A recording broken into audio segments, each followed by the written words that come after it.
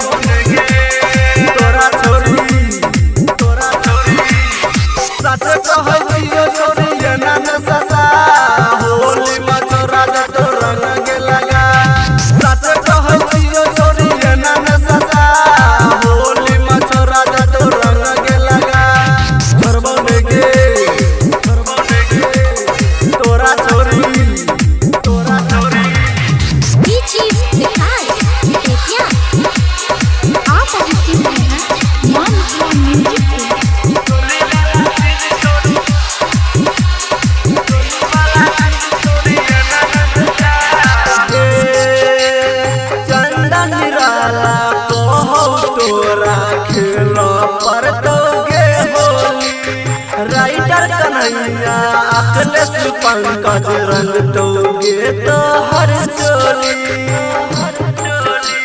चंदन निराला कहो तोरा खेला पर दोगे होली, खेला पर दोगे होली।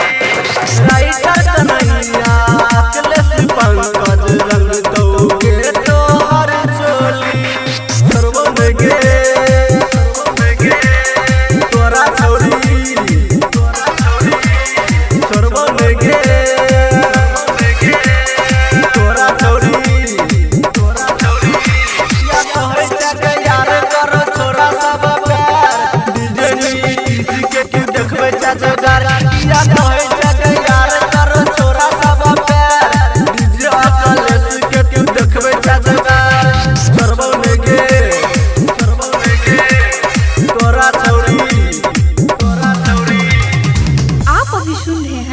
माँ मिथिला म्यूजिक को।